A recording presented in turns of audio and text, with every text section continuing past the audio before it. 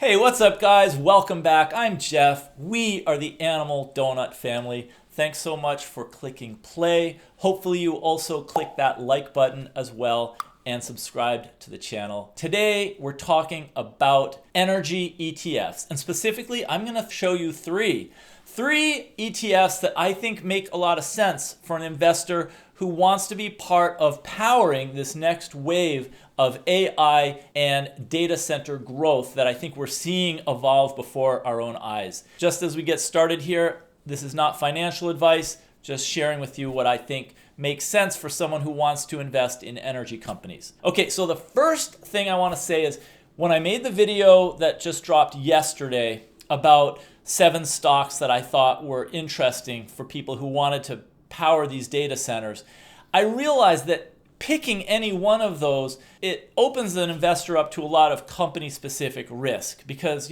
unless you work in that industry and really know the businesses well, it means that you're taking a kind of a risk that, maybe this company has a bad earnings or something bad happens with one of its plants or it gets acquired.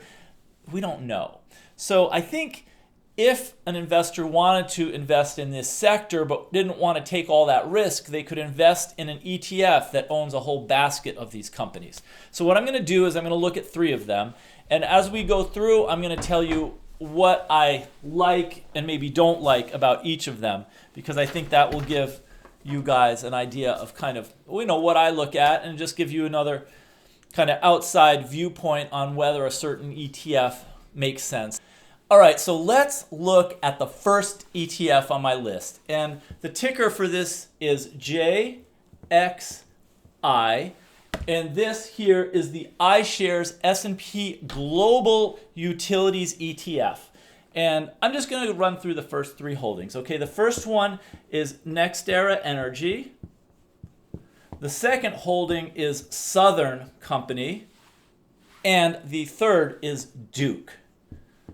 And what I want you to see right off the bat is that these are all large companies and they're based in the United States. This one here, NextEra Energy, is focused on wind and solar. They have other electrical generation companies, but NextEra, based in Florida, and that is mainly what they focus on, is clean energy.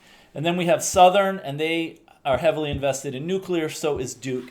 And these companies all pay heavy dividends, so they're big dividend payers. And I'm just going to mention after the third one, the number 4 is called Iberdrola SA, and I believe that is a company maybe based in Spain. And then number 5 is Constellation Energy. So anyways, JXI, they have an expense ratio which is 0.43, which I think is a pretty high expense ratio for an index ETF. But, then again, I don't make the rules, but I think you guys should know that they're charging, I think, a pretty high price tag. But I think part of that is you're investing in Iberdrola SA and then also NL, which I think may be a Spanish utility. Those in the top 10, 3 of them are global or outside the US. So I think that's part of the reason that they charge higher expenses. That's the first one I wanted to mention to you. JXI, nothing wrong with it. Top 3, all based in the US and all large utility companies that all pay a dividend. And also I would just mention that the dividend yield for this ETF is 3.35%. So you're getting paid a dividend just to hold this particular ETF. It's a pretty high dividend, but some investors like dividends, some don't. So that's really a matter of taste. So let's take a look here at the second ETF, and this is XLU.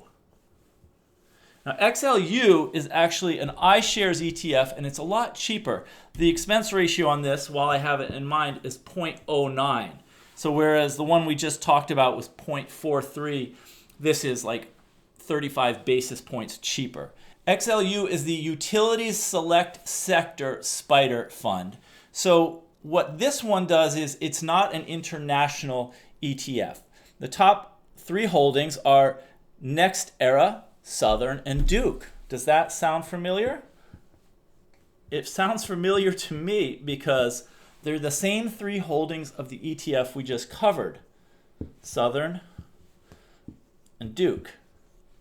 So what's immediately apparent is for a much cheaper price tag, you're getting the same three stocks as you got in JXI that we just talked about.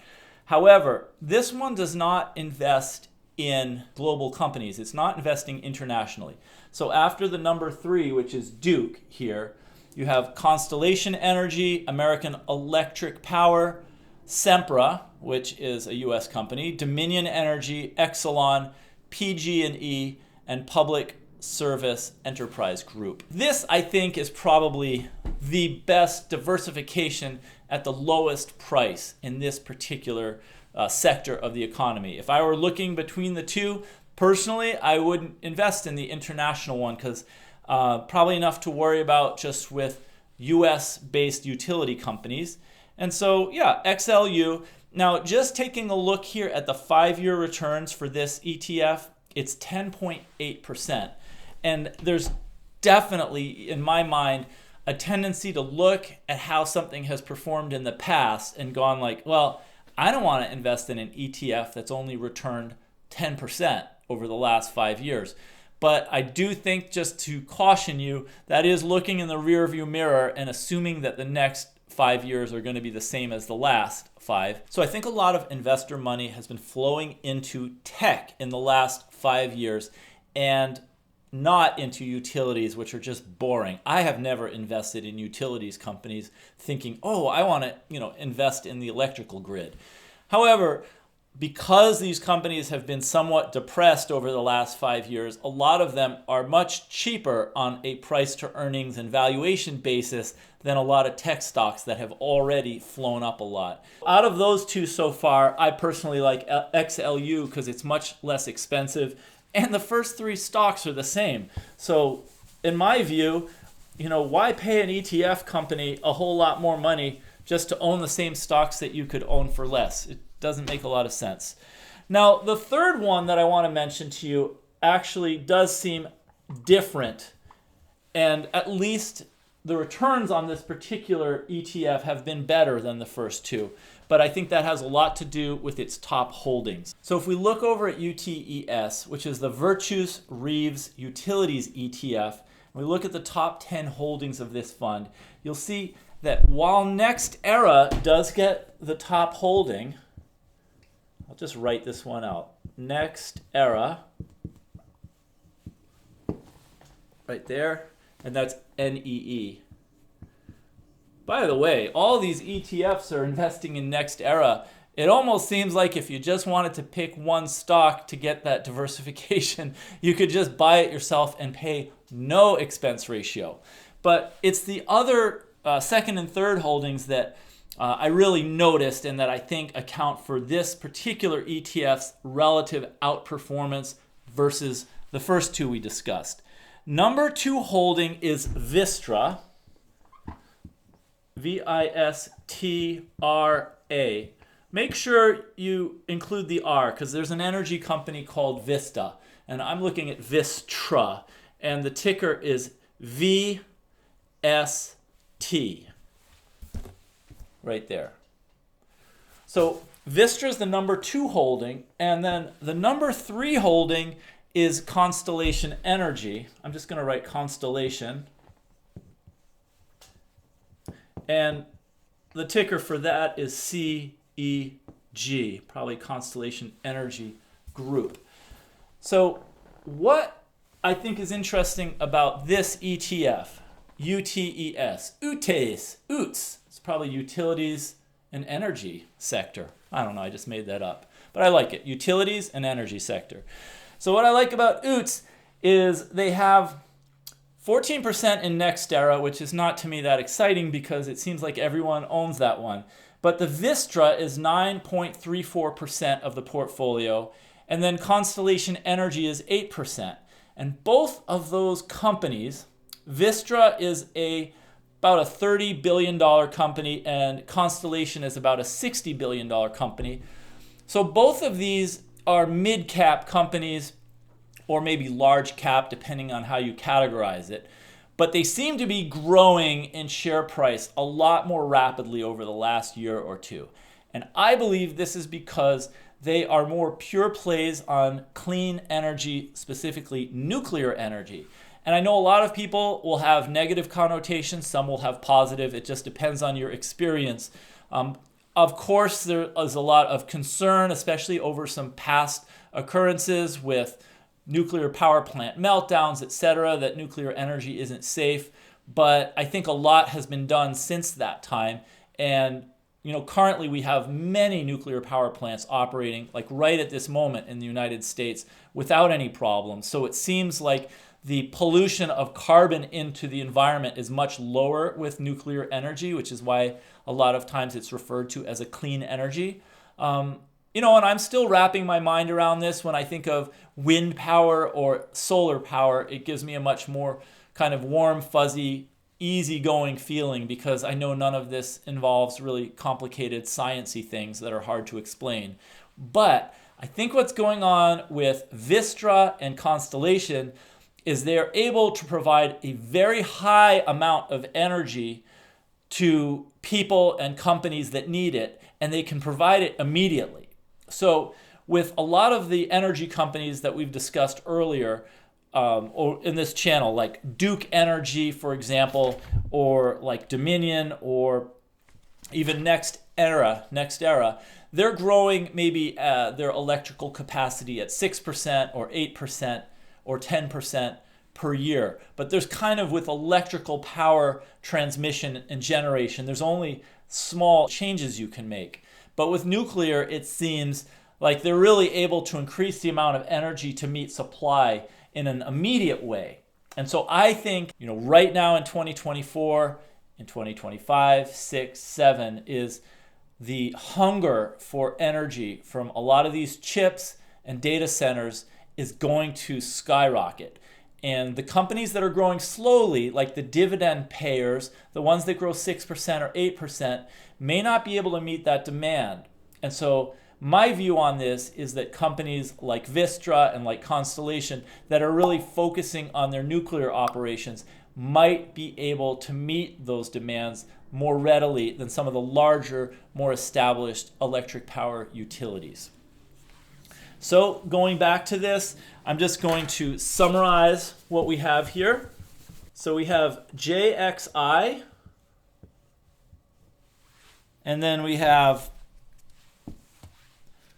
XLU, and we have UTS, U-T-E-S. The expense for JXI was 0.43. The expense for XLU is 0.09. And the expense for UTES is 0.49. So these are all percents. So clearly, UTES, now you can see it. So UTES is clearly the most expensive of these three ETFs. And if you wanted to invest in that particular ETF, you just have to pay more. Another approach to this kind of investing is to just look, for example, at UTES and look at the top three holdings. Our NextEra at 14%. You're paying this ETF a lot of money to put you 14% into one stock. And then they own Vistra and Constellation. So I think if nothing else, you can just look at an ETF like UTES and say, oh, okay, so this is what they're holding. Well, if I want to invest in the energy sector, I could take a look at what they have, maybe some of the others, make your own ETF. So anyways, those are just my thoughts and opinions on the subject. Obviously not providing financial advice, but I think one of the things I can do on this channel that maybe other YouTubers aren't doing is just focus on kind of where things might be going with artificial intelligence and data center demand and trying to anticipate where the money is going to be flowing into what kind of companies to sustain this kind of growth. If this is not a bubble and if this is not all AI hype and these data centers are actually going to need the kind of energy that it sounds like they might, then the companies that can provide and meet those needs are going to be the ones that I believe might thrive in the future. So again, just my opinions on this. I'm interested to hear what you guys think on this subject. So put it in the comment section. I always love to read what you guys have to say. And as any of you who have commented know, I always write back as long as I have the time to do that. It's one of the great enjoyments about having a YouTube channel, is just being in touch with you guys. So if you're new and this is the first time you've seen a video here, please subscribe to the channel, hit notifications, and I will see you in the next video.